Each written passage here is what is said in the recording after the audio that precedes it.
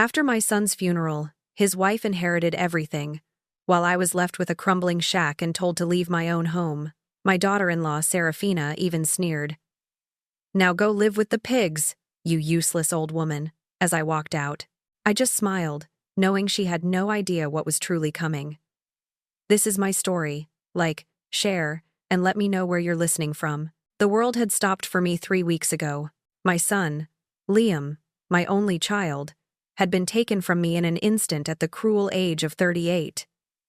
A sudden, massive heart attack, the doctors said. One moment he was planning a weekend fishing trip with me.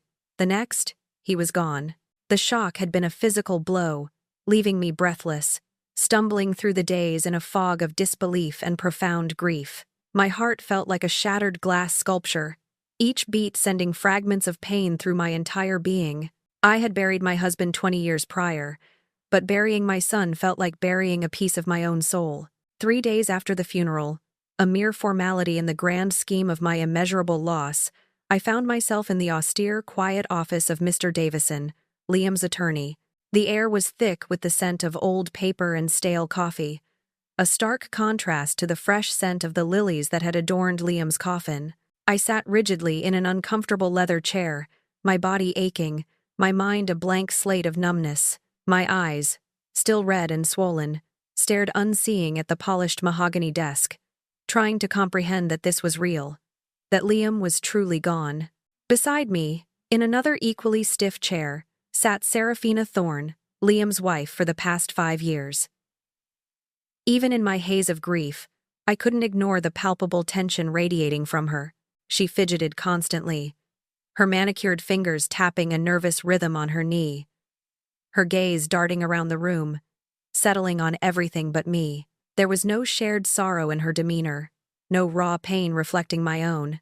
Instead, an unsettling coldness seemed to cling to her, an almost impatient energy that felt utterly out of place in such a somber setting. I had always found Serafina difficult to read, a woman whose beauty masked a certain opacity, but today, her detachment was glaring. Mr. Davison, a man with kind eyes but a weary expression, cleared his throat, breaking the heavy silence. He began to read Liam's last will and testament, his voice a low monotone that seemed to float above my head, barely registering. I was barely listening, my thoughts still adrift on the choppy seas of sorrow, until certain words began to cut through the haze. To my beloved wife, Serafina Thorne, Mr. Davison read, his voice gaining a slight emphasis.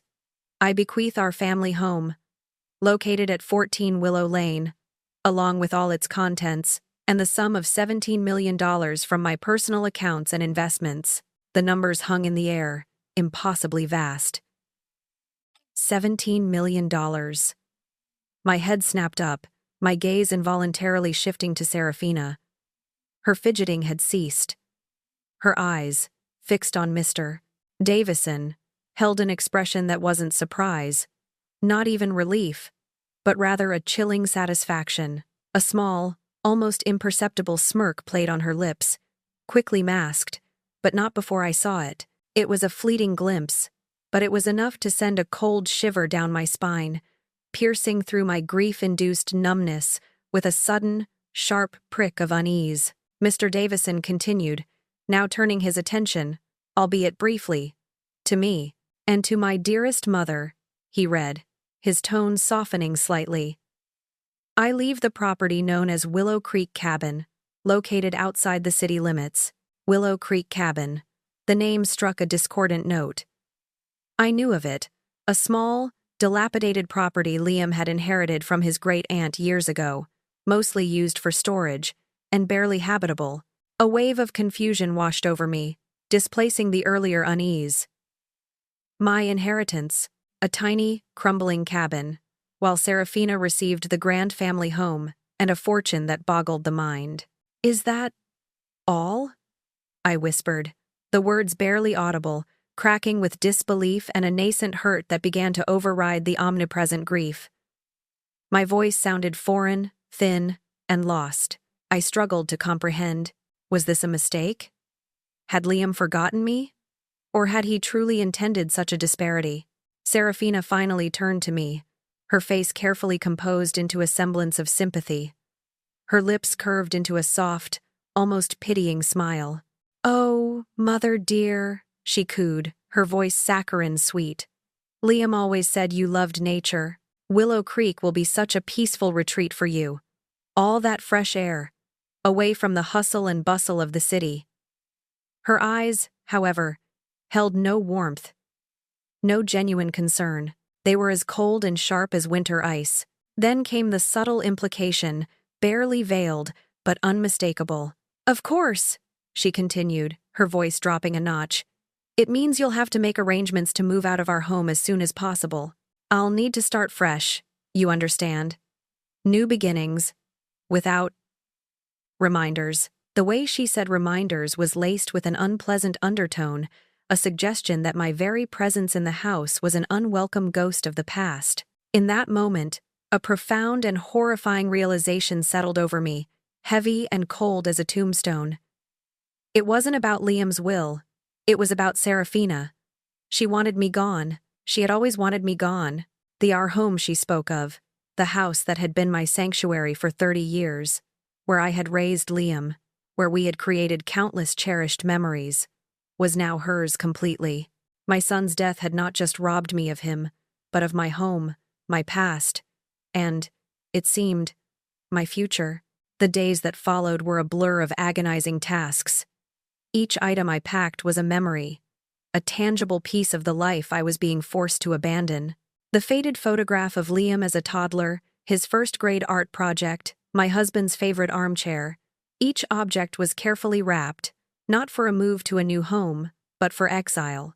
The pain of grief was now compounded by a deep, gnawing sense of betrayal and homelessness. I moved through the rooms like a phantom, a ghost in my own house, watching as my life was neatly boxed up and shipped away. Finally, the day came for me to leave. My meager belongings were loaded into a small moving truck. I took one last look at the house. My home.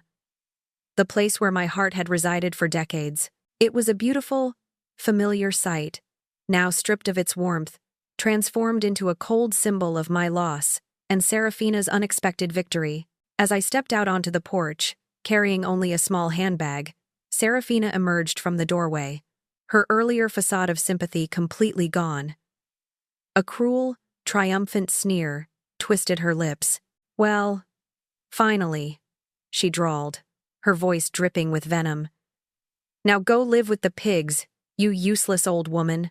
The words, raw and unfeeling, struck me like a physical blow. But strangely, they didn't break me. Instead, they solidified something within me. Her sheer cruelty, the open contempt in her eyes, confirmed every growing suspicion I had ever harbored about her character. This wasn't just a grieving widow, this was a calculating, cold-hearted woman, and in that moment, as I looked at her, something shifted inside me.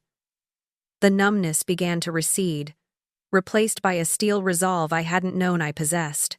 I merely looked at her, a silent promise forming in the depths of my being, and then I turned and walked away. The drive to Willow Creek Cabin was a long, desolate journey that stretched for 2 hours, each mile taking me further away from the life I had known. The urban sprawl gradually gave way to sprawling fields, then dense forests, the roads narrowing and becoming less maintained. The familiar hum of city life faded, replaced by the rustle of leaves and the occasional cry of an unknown bird. With every turn of the wheel, a profound sense of isolation settled over me, heavy and suffocating. The silence in the car was deafening, amplifying my grief and the stinging memory of Serafina's cruel words. I was utterly alone, embarking on an unknown future in a place I barely remembered, a place Liam himself rarely spoke of. As I finally turned down a barely visible dirt track, overhung with brambles and neglected foliage, the cabin emerged through the gloom of twilight. It was even worse than I remembered. A weathered, sagging structure, it seemed to cower beneath a canopy of overgrown trees, their branches clawing at its peeling paint. The roof shingles were curling, the porch sagged precariously, and several windows were either boarded up or shattered. A thick blanket of moss and ivy clung to the walls, giving the impression that nature was slowly reclaiming what was once human habitation. It looked less like a retreat and more like a forgotten relic. This was my inheritance, a stark, painful contrast to the opulent family home and the staggering $17 million that now belonged to Serafina. Her future was paved with gold. Mine, it seemed, was riddled with decay. As I stared at the pathetic structure, a small, insistent voice began to whisper in the back of my mind, a tiny seed of doubt pushing through the fertile ground of my sorrow. Something about this didn't make sense.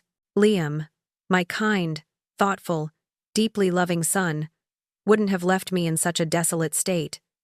He wouldn't have isolated me, cast me aside in this remote, forgotten place. We had always been so close. Our bond unbreakable. He called me every day, consulted me on everything, celebrated my birthdays with grand gestures. The idea that he would knowingly condemn me to such an existence felt like a betrayal of his very nature, a cruel joke that went against every fiber of his being. My hand instinctively reached for my phone, a sudden, desperate urge to call him, to ask him, "Liam, why? What is this?" And then, just as quickly, the painful reality crashed over me again, a cold wave that stole my breath. He was gone. The thought alone brought a fresh surge of tears to my eyes, hot and stinging. He was gone, and there would be no answers from him. Only the deafening silence that now defined my world. The next morning, the movers arrived, their expressions a mixture of confusion and open disgust as they surveyed Willow Creek Cabin. Two burly men, accustomed to the pristine suburban homes of my former life, exchanged uneasy glances as they navigated the overgrown path. Their sighs were heavy, their movements slow and reluctant as they began to unload my belongings. My cherished antique dresser, a family heirloom, looked absurdly out of place in the cramped, dusty living space. My comfortable armchair, a spot where Liam and I had shared countless stories, seemed to shrink in the overwhelming neglect of its new surroundings. Every piece of furniture, every box of books and personal effects seemed to scream its discomfort in the ramshackle cabin, a poignant reminder of the life I had lost. Inside, the situation was even bleaker. The electricity was barely functional, a single dim bulb in each room flickering precariously. When I dared to turn on a tap, the water sputtered out in a rusty, brown trickle, smelling faintly of sulfur. The old wood stove, a formidable iron beast in the corner of the main room, looked like an ancient artifact, its operation a complete mystery to me, a city woman who had always relied on central heating. There was no internet, no cell service, just an overwhelming sense of being cut off from the modern world, from everything familiar. This wasn't retirement. This was exile. I wasn't settling into a quiet, peaceful life. I was being banished. That first night was a restless torment. Every creak of the old wood, every rustle of leaves outside, every unseen scuttling sound in the walls sent a jolt of fear through me. I pulled the thin blanket tighter, my eyes wide open in the oppressive darkness, my heart pounding in my chest. The isolation was absolute, a suffocating blanket that pressed down on me, making me feel utterly vulnerable and alone. Sleep was a fleeting visitor, offering no true solace. By morning, after a night spent wrestling with fear, grief, and indignation, a flicker of resolve ignited within me. My eyes were still tired, but a new determination had set in. I looked around the dismal cabin, then out at the dense, seemingly endless forest surrounding it, encompassing what the will had vaguely described as 43 acres. Worthless land, Serafina had probably thought. A place to dump the useless old woman, but I wouldn't accept it. I would clean this place up, I decided, and then I would sell it all. The cabin, the land, everything. I yearned for a small, civilized apartment, somewhere clean and bright, with proper plumbing and neighbors, a place where I could reclaim a shred of dignity and normalcy. This was not the end of my story. It was merely a detour, a cruel twist I refused to accept as my final chapter. The days that followed my arrival at Willow Creek Cabin were a blur of physical labor and emotional turmoil. My resolve to clean and sell the place fueled me, pushing back the encroaching despair. I started with the most immediate tasks, tackling the thick layers of dust and grime that coated every surface. The air was thick with it, an ancient accumulation that seemed to hold the cabin's long-forgotten secrets. One afternoon, as I struggled to maneuver my old, comfortable couch into a less awkward position in the cramped living space, its legs snagged on something hidden behind it. I bent down, pulling aside cobwebs and a small pile of debris, and discovered a forgotten cardboard box. It was a plain, unmarked box, unlike any of the carefully labeled ones I had packed from my former home. I certainly didn't remember packing it. My curiosity piqued.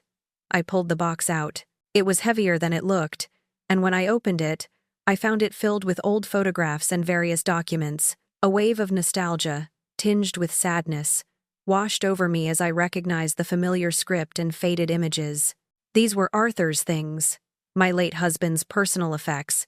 Arthur had passed away 8 years ago, and I had meticulously gone through all of his papers and possessions at the time, archiving what was important and discarding the rest. How had this box been overlooked? And how had it ended up here, in a cabin that had mostly been used for storage? I sat on the edge of the displaced couch, carefully sifting through the yellowed documents. There were old letters, a few forgotten tax records, and then, nestled among them, a heavy parchment document that immediately caught my eye. It was a deed to the Willow Creek property. But this deed looked different, older, and somehow more official than the one Mr. Davison, Liam's lawyer, had casually presented during the will reading. The paper was thicker, the seal more elaborate, and the language far more archaic. As my eyes scanned the dense text, certain phrases jumped out at me, bold and unfamiliar. Mineral rights, oil and gas leases, subsurface exploration. These were technical terms I had never encountered in relation to our properties. They sparked a strange, flickering ember of hope, a tiny spark in the vast darkness of my current situation. Could these words mean something? Could this desolate land truly hold some hidden value? I tried to recall anything Arthur might have said about these terms, but my memory drew a blank. We had always assumed Willow Creek was just a patch of rural land, useful only for its remote location and perhaps a hunting cabin. I knew nothing about mineral rights, and I quickly dismissed the thought. This was a remote, neglected area. Surely, any mineral rights associated with such land would be worthless, a relic of a bygone era. It was probably just an old, outdated document. My focus returned to the overwhelming task of making the cabin livable, the faint flicker of hope quickly extinguished by practicality and skepticism. I had barely managed to clear a path from the front door to the rudimentary kitchen when the distinct crunch of tires on the rutted driveway announced an unexpected visitor. I looked up, my heart sinking as a sleek, black sedan, utterly out of place in this rustic setting, pulled to a stop. The tinted window lowered, revealing the perfectly made-up face of Serafina.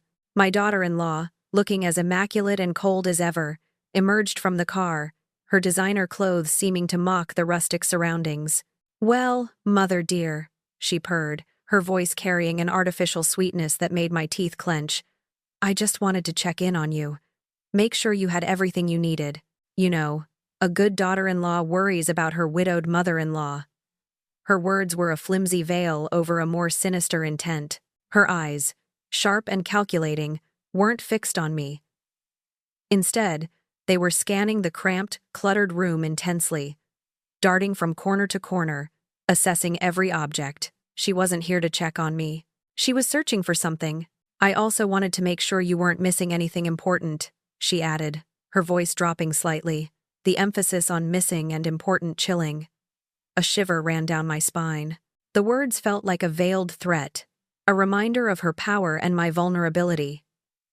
My gaze instinctively fell to Arthur's box, which I had simply pushed back behind the couch for later. Serafina's eyes followed mine, narrowing almost imperceptibly as they landed on the obscured box. She started to move towards it, a casual step that belied the urgency in her gaze, but I instinctively reacted, stepping in front of the couch, blocking her path. "Everything is just fine, Serafina," I said, trying to keep my voice steady, betraying none of the sudden alarm that surged through me. "Just settling in." She paused, her gaze lingering on me, then on the space behind me, a flicker of frustration crossing her features before she smoothed it away. She spent another 20 uncomfortable minutes making polite, utterly insincere conversation, her eyes constantly darting around the room, searching, always searching. She asked about the cabin, about my plans, about how I was coping with all the changes. Each question felt like an interrogation, each word carefully chosen to pry, to gather information. Finally, she made her excuses and left, her sleek car disappearing down the dirt track as quickly as it had arrived. Her visit, rather than reassuring me, had done the opposite. It confirmed the growing suspicion that had been nagging at me since the will reading. Something was very wrong. Serafina was not just cruel, she was actively looking for something. And whatever it was connected to this cabin, and perhaps to Arthur's mysterious box. The tiny spark of hope from the mineral rights deed rekindled, burning a little brighter now. The unsettling visit from Serafina left me profoundly disturbed.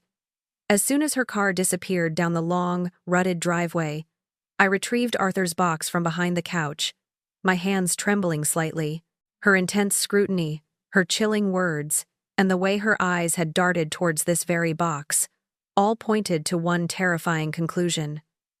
She was looking for something specific, something she knew was here.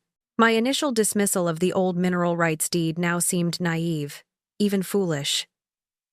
With a newfound urgency, I began to examine the contents of the box more carefully, piece by mundane piece.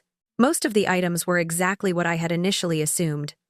Old photographs, faded letters from Arthur's distant relatives, a few yellowed receipts from decades past, and the old deed to Willow Creek cabin, which I now placed carefully to one side.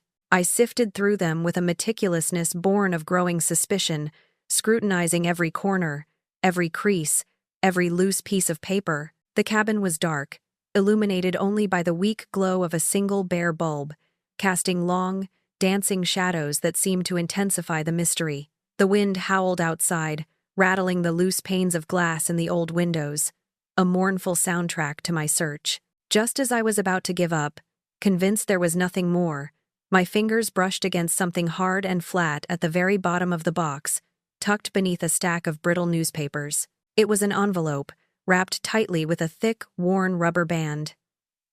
My heart hammered against my ribs as I recognized the familiar, confident script on the front. It was addressed to me, and it was in Liam's handwriting. My breath hitched. The date, written neatly in the top right corner, caused a cold dread to snake through me. 3 months before his death. 3 months. He had written this when he was alive, well, and presumably healthy. What could he have known then? Why would he have hidden this letter? My hands, usually steady, trembled violently as I broke the rubber band and carefully unfolded the single sheet of paper inside. The words, penned by my beloved son, seemed to leap off the page, shattering the silence of the cabin. "Mom," it began, his familiar voice echoing in my mind as I read. "If you're reading this, it means something has happened to me, and you're probably confused about why I left you the cabin." A gasp escaped my lips. He had known. He had actually foreseen this. The cabin, my supposed exile, was not a mistake, nor was it an oversight. It was deliberate. Liam had intended for me to have it, and he had clearly anticipated my confusion, perhaps even Serafina's actions. The implications were staggering, sending a dizzying rush of emotions through me. Profound sadness for his premonition, but also a surge of hope. A desperate need to understand, he continued, his words a lifeline thrown across the chasm of his death. "Please, Mom, trust me. I know this doesn't make sense right now, but the cabin is more important than it appears, far more important." The emphasis was clear, underlined in my mind by his urgency. He was trying to tell me something vital. Then came the instructions, clear and concise. "Look in Dad's old toolbox. You know the one, in the shed out back. You'll find what you need there. Don't tell anyone." My gaze darted to the window, peering out into the impenetrable darkness, towards where the shed stood, a vague, shadowy outline amongst the dense trees. Dad's old toolbox. Of course. Arthur had been a meticulous man, always organizing his tools, always knowing exactly where everything was. And he had loved that shed, his little sanctuary away from the main house. The letter ended with a chilling warning, a final, stark instruction from my son, now speaking from beyond the grave. Be careful who you trust. Not everything is what it seems. I love you, Mom. I read the letter again, and then a third time, each word sinking deeper, altering my understanding of everything that had transpired. The pieces began to click into place with terrifying clarity. Liam had suspected something. He hadn't died of a random heart attack. He had known, or at least feared, that something would happen to him. He had orchestrated my inheritance, not to cast me aside, but to protect me, and perhaps, to lead me to the truth. Serafina's sudden visit, her intense gaze, her thinly veiled questions. It all made sense now. She hadn't been checking in out of concern. She had been searching for this letter, for any evidence of Liam's foresight, any clue that might expose her own machinations. Her chilling emphasis on missing anything important now resonated with a sinister new meaning. She was desperate to find whatever Liam had hidden, desperate to ensure I remained ignorant. A powerful mix of hope and dread filled me.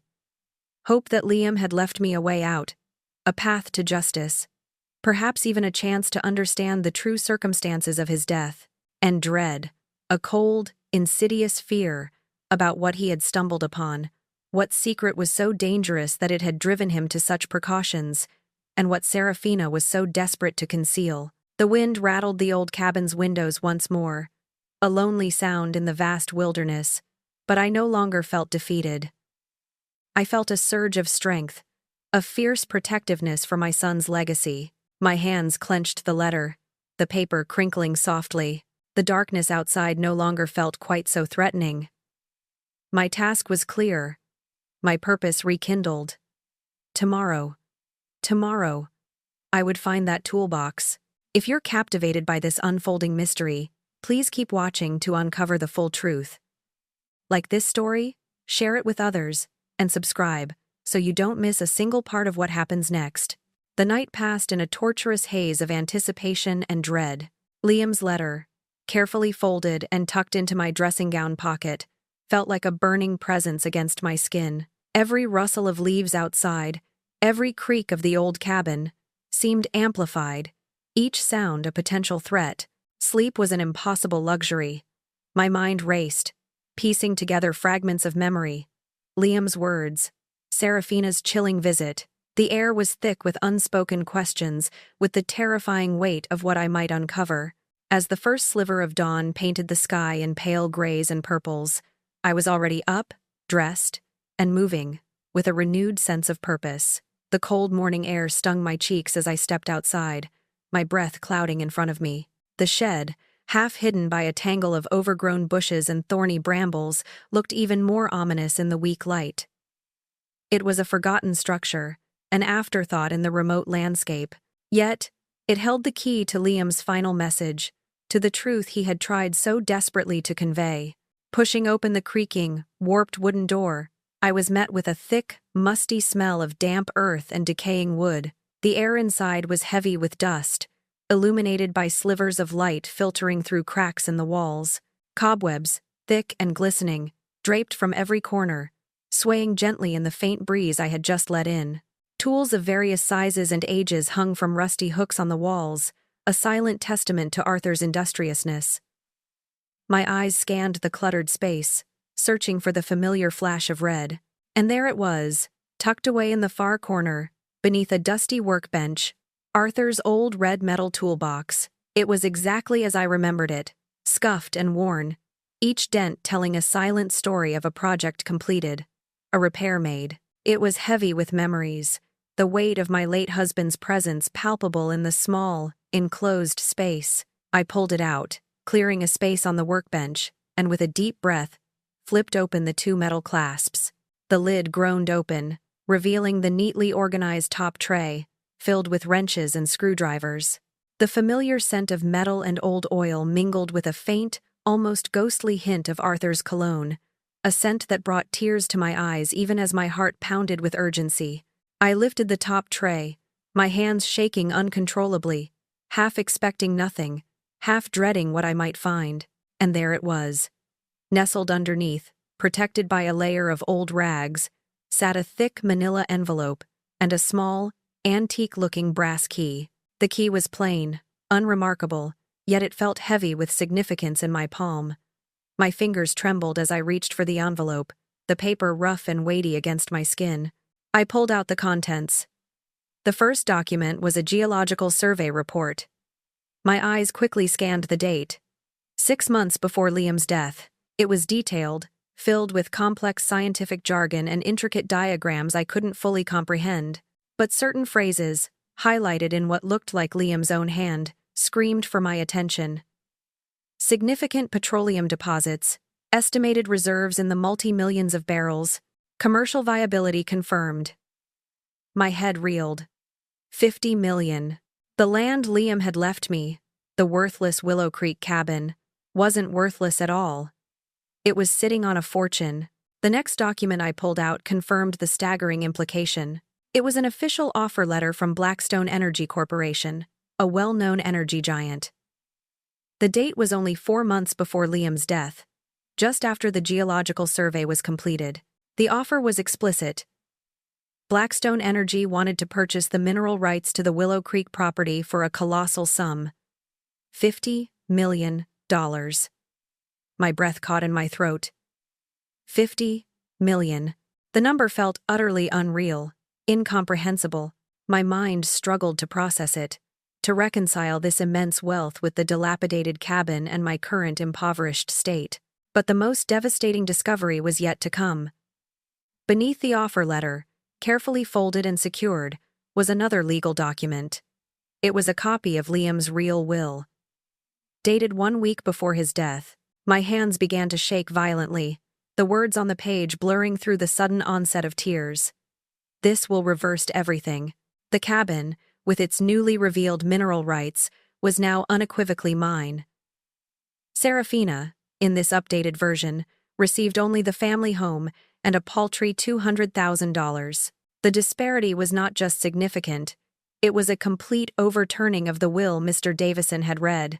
Attached to this will, secured with a paperclip, was a small, familiar handwritten note from Liam. His last words to me, now imbued with a chilling, heartbreaking urgency. I unfolded it, my vision swimming. "Mom," it read, the pen strokes slightly uneven.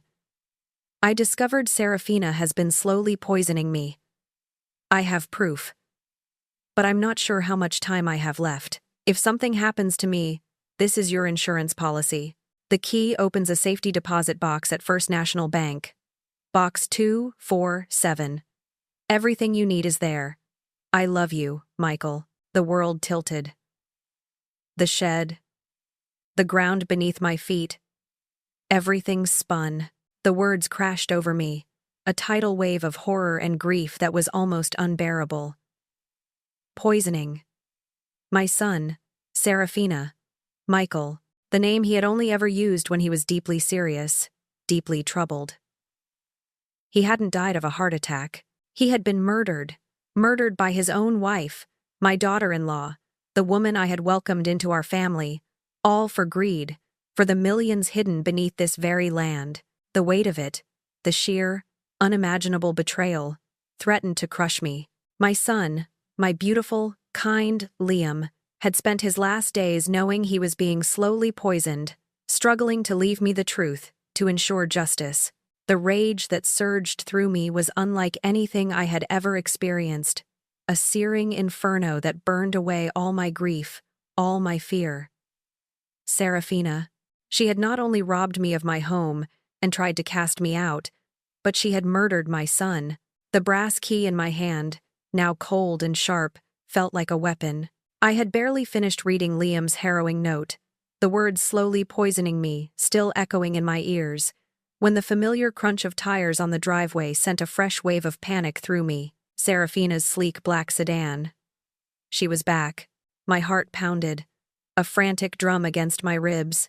I quickly, almost frantically, scooped up the geological survey, the Blackstone energy offer, and Liam's true will, stuffing them back into the manila envelope along with his note and the brass key. With a desperate glance around the shed, I shoved the envelope deep inside a dusty tin of rusty nails, pushing it to the very bottom, beneath the grime and forgotten metal. Then, I forced my expression into one of mild annoyance and weariness, trying to appear as if I had merely been puttering around the shed, oblivious. Stepping out of the shed, I made my way towards the cabin, trying to keep my stride even, my posture relaxed. Serafina stood on the porch, looking immaculate and out of place as ever, flanked by two imposing men in expensive, dark suits.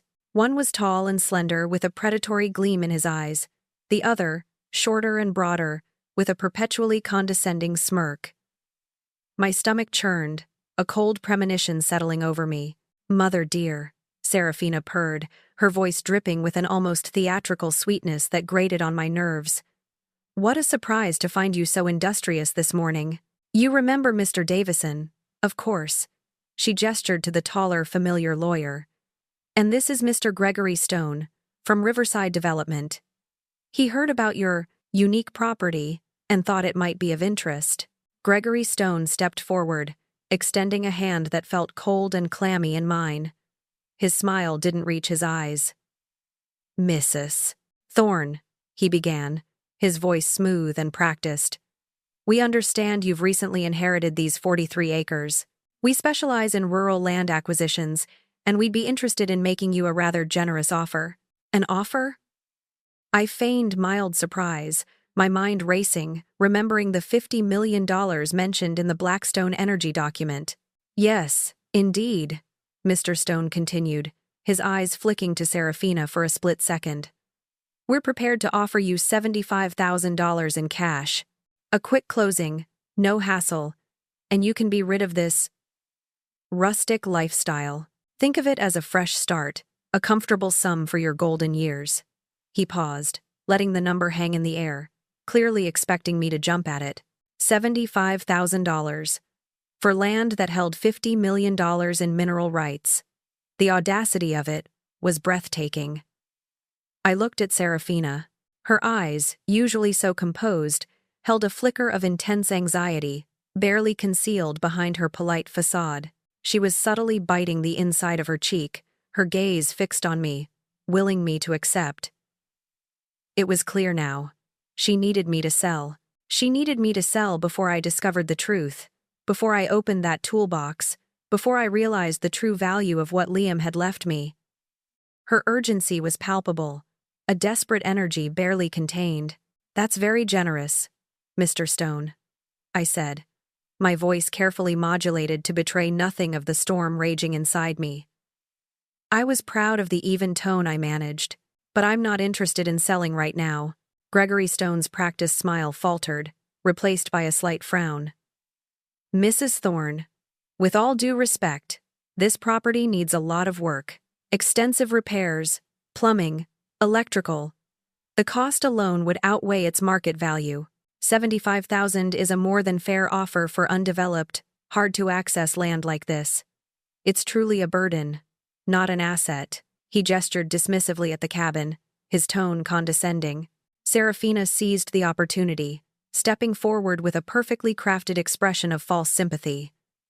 "He's right, mother dear. And at your age, living out here alone isn't practical. It's so isolated. What if you had a medical emergency? Who would even know?"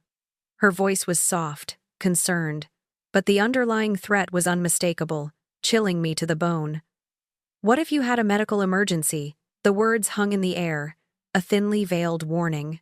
If I didn't comply, if I didn't sell this land, she could make me disappear, just as she had, I was now convinced, made Liam disappear. She wouldn't hesitate, but her words, intended to intimidate, only strengthened my resolve.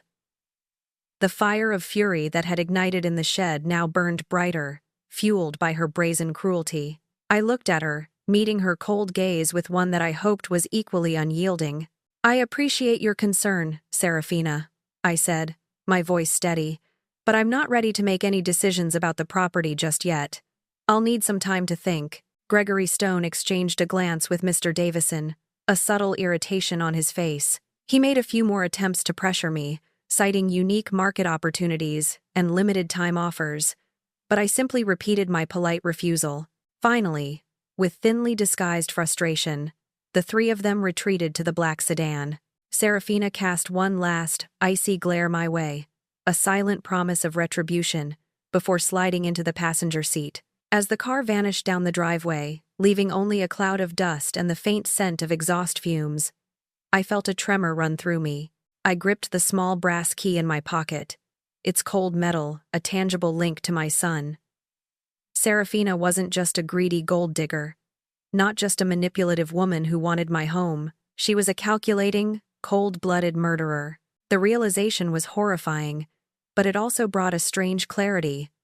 Liam had known. He had been so much smarter than any of us had given him credit for, gathering evidence even while his own life was slipping away. He had given me the tools, the means to expose her. The game had begun. And tomorrow, with this key in hand, I would open that safety deposit box. The drive to First National Bank the next morning was a journey through a familiar landscape, yet everything felt alien, distorted by the horrifying truth I now carried. The quaint storefronts, the bustling streets, the smiling faces of people I knew, all seemed to mock the sinister reality that had unfolded behind closed doors. My hands gripped the steering wheel, knuckles white, the small brass key, a heavy presence in my pocket. I was no longer merely a grieving mother. I was an avenger, carrying the weight of Liam's final message, his desperate plea for justice. Inside the bank, the atmosphere was hushed, ordinary. Miss Lee, the bank manager, a woman with kind eyes and an efficient demeanor, greeted me. Her smile was genuine, but I felt a disconnect, as if I were moving through a separate reality. She meticulously verified my identity, cross-referencing my documents with the instructions Liam had left with the bank. The process was slow, agonizingly so, each minute a stretched eternity. Finally, with a sympathetic nod, she led me to a small, private viewing room, closing the heavy door behind me. Alone in the sterile quiet, the weight of anticipation was almost unbearable. I inserted the brass key into the lock of box 247, the click resonating loudly in the silence. The lid sprang open, revealing not just documents, but a world of meticulous evidence Liam had assembled, a testament to his intelligence and his fight for survival. The first item I pulled out was a folder, starkly labeled medical evidence. Inside were several lab reports, official and damning. They detailed consistent, escalating levels of thallium in Liam's system, traces found in blood work spanning the last few months of his life. Thallium poisoning, a slow, insidious killer, often mistaken for other ailments. My breath hitched.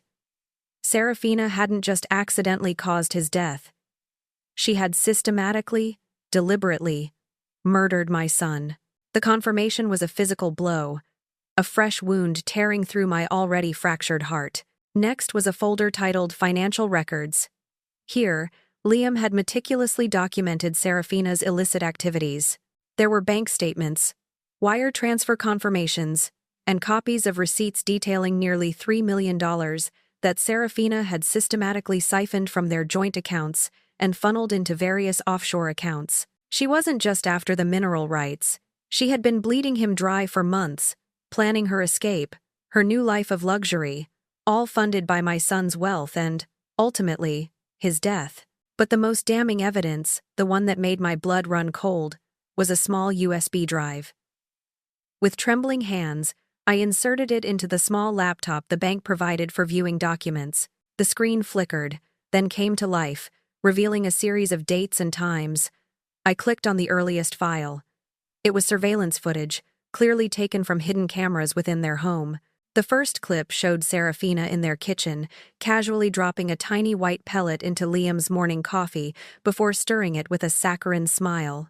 Another clip showed her meticulously crushing a pill into fine powder, then sprinkling it over his dinner plate, mixing it in with a fork. The most horrifying was a clip showing her injecting something, not insulin, into Liam's insulin pen, her face a mask of cold concentration. My stomach churned. a wave of nausea washing over me. This wasn't just proof. It was a horror film playing before my eyes. The cold, calculated execution of my son. The USB drive also contained audio recordings. I clicked on one, and Serafina's voice filled the quiet room. Her tone cold and calculating, discussing me, the old woman, with a male accomplice. Once we get her to sign over the mineral rights, she won't be a problem anymore, she said, her voice chillingly devoid of emotion. She's just a stubborn old fool who doesn't know what she's sitting on. The male voice, deeper and rougher, replied, "And if she won't sign?" "She seems pretty set on staying put." Serafina's laugh was sharp, humorless. "Then we'll have to convince her one way or another." A remote cabin, an elderly woman. Accidents happen all the time, don't they? My breath hitched. They were planning to kill me too. Not just Liam, but me. The chilling implication of her medical emergency threat from yesterday echoed in my ears, no longer a veiled warning but a stark, undeniable truth. My son had not only saved his own legacy, but my life as well. The rage that had been a smoldering ember now erupted into an inferno. The final item in the box was a thick, sealed envelope addressed to the FBI. Liam had prepared everything, a complete dossier ready to be mailed, detailing Serafina's crimes, her financial manipulations, and the evidence of his own poisoning. He had been so thorough, so brave, even in the face of his own imminent death. With a determined focus, I used my phone to photograph every piece of evidence: the medical reports, the financial records, screenshots from the surveillance footage. I made sure to capture every detail, every date, every incriminating sentence. Then, carefully, I placed all the original documents and the USB drive back into the safety deposit box, locking it securely with the brass key. Liam had done his part. Now, it was my turn. As I walked out of the bank, my phone vibrated. It was Serafina. Her voice, when I answered, was laced with a frantic edge. Her usual composure cracking. "Mother dear," she started, barely bothering with pleasantries. "I've spoken to the developers again. They're willing to go up to $100,000 for the property. Cash. It's a fantastic offer. You should really take it." Her desperation was almost palpable through the phone. She was panicking, worried I might actually be holding out for more, or worse, that I might be getting close to the truth. I feigned a sigh of weary resignation, my voice carefully crafted to sound defeated. "Oh, Serafina," I said, allowing a hint of exhaustion to color my tone. "You're right. It's too much for me out here. The upkeep, the isolation. I suppose you're right. I'm ready to sell." There was a moment of stunned silence on the other end, then a sharp intake of breath. "Really? Oh, that's wonderful news." "Yes," I confirmed, a predatory calmness settling over me. "Tell Mr. Stone and Mr. Davison to come to the cabin tomorrow morning. 10 a.m. We can finalize everything then." My voice was steady, even, belying the storm of calculated fury raging within me. Serafina had no idea what was waiting for her. The game was no longer just about justice for Liam. It was about survival, about ensuring Serafina faced the full, brutal consequences of her monstrous actions. The morning of the planned meeting dawned crisp and clear, but the air inside Willow Creek cabin was thick with a palpable tension, at least for me. I had spent the early hours in a focused flurry of activity, driven by a cold, unwavering resolve. First, I cleaned the cabin meticulously, not because I expected to impress them, but because it felt like a symbolic act, clearing away the last vestiges of the life they thought they were taking from me. Then, I carefully positioned my phone on a cluttered bookshelf, ensuring its camera was discreetly aimed at the living room, its recording function activated. Every word spoken today would be captured, another layer of protection, another piece of evidence. Before they arrived, I drove into town, the brass key burning a hole in my pocket, the USB drive safely tucked into my handbag. My mission: to ensure that even if something went wrong, the truth would still come out. At the small, unassuming post office, I dropped a weighty envelope into the outgoing mail slot. It was addressed to Sheriff Miller, a copy of Liam's real will, the geological survey, the Blackstone offer, and the USB drive with the surveillance footage and audio recordings. My son had prepared everything, and I was merely continuing his work, ensuring his final act of justice would not be in vain. Precisely at 10 a.m., the familiar crunch of tires announced their arrival. Not just 2 cars, but 3. Serafina's sleek black sedan, the developer's imposing SUV, and a third, nondescript sedan I didn't recognize. As I stepped onto the porch, feigning a polite, slightly flustered happiness, 3 figures emerged. Serafina, perfectly coiffed and dressed, her eyes betraying a hint of impatience. Gregory Stone, the smooth-talking developer, and Mr. Davison, the lawyer who had so casually read Liam's forged will. But then, from the third car, a 4th person emerged, a woman with an understated elegance, carrying a briefcase. "Mother dear, I'm so glad you've come to your senses," Serafina chirped, her voice falsely sweet, as they approached the porch. "This is Sarah Martinez, our notary. She'll witness the signing." "A pleasure to meet you, Mrs. Thorne," the woman, Sarah Martinez, said, her eyes meeting mine for a brief, intelligent moment. It was Agent Ava Sharma, an undercover federal agent. My heart gave a little flutter of satisfaction. My contingency plan had worked. The trap was set. I ushered them into the cabin, the small living room suddenly feeling crowded and charged with unspoken tension. Serafina, Gregory, and Davison settled into the uncomfortable chairs, their gazes sweeping over the rustic surroundings with thinly veiled disdain. Agent Sharma, playing her role perfectly, pulled out her notary stamp and forms, arranging them neatly on the small, rickety table I had cleared. "So, Mrs. Thorne," Gregory began, pulling a document from his briefcase. "We have the updated offer for you. $100,000. As discussed, and the property transfer agreement is all ready for your signature." He offered me a pen with a patronizing flourish. I smiled, a slow, deliberate smile that didn't quite reach my eyes. My hands, surprisingly steady, clasped in front of me. "Before I sign anything," I said, my voice calm, clear, and utterly in control, "I just have one question.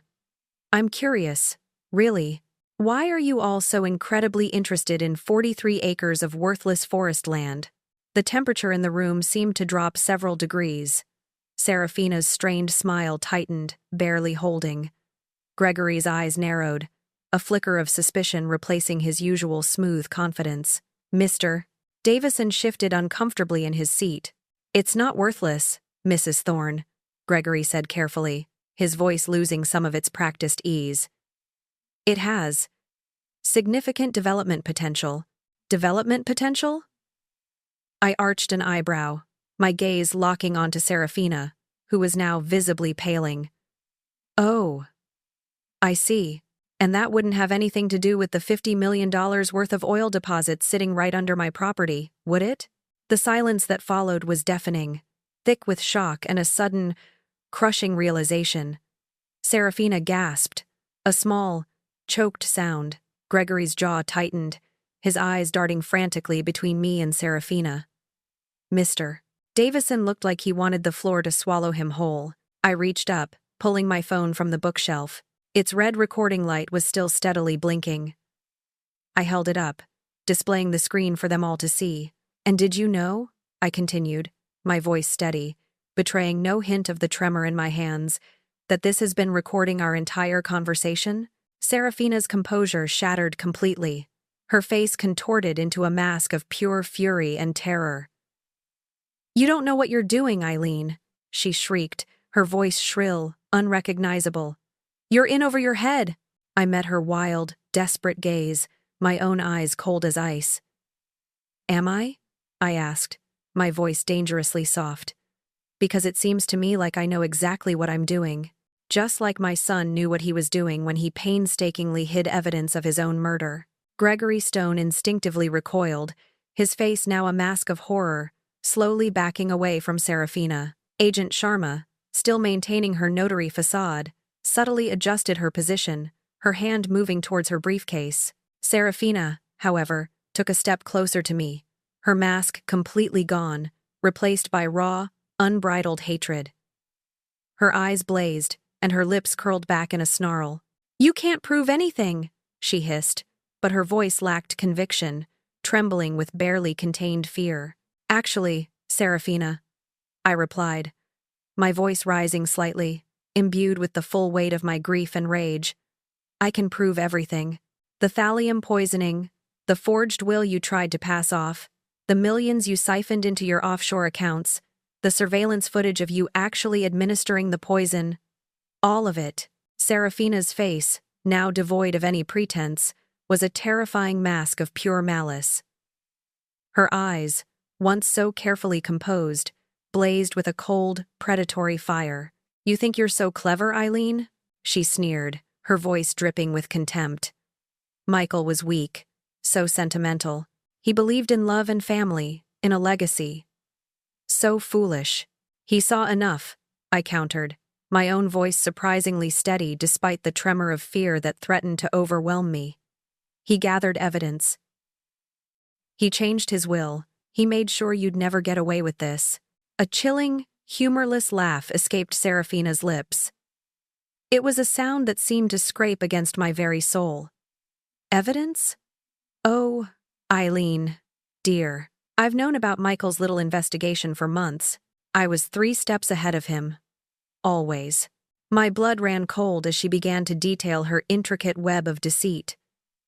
She confessed to having falsified medical records, subtly altering data to make Liam's symptoms seem like natural causes.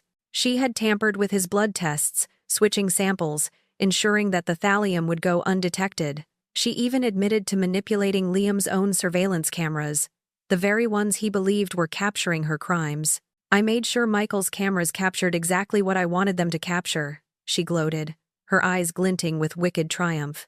"Every piece of evidence he collected, every discovery he thought he made, was actually strengthening my position. It was all designed to confirm his suspicions, but lead him down the wrong path." My mind reeled, struggling to comprehend the depth of her depravity. My son, in his final, desperate fight, had been manipulated, his efforts turned against him. But then, she delivered the cruelest blow of all. "And that real will you found?" She chuckled, a dark, unsettling sound. "Michael wrote that himself. I convinced him it was necessary. To protect you," I said. "To make sure you were taken care of, should anything happen to him." He was so naive. He thought he was outsmarting me, ensuring you inherited the cabin and its secrets.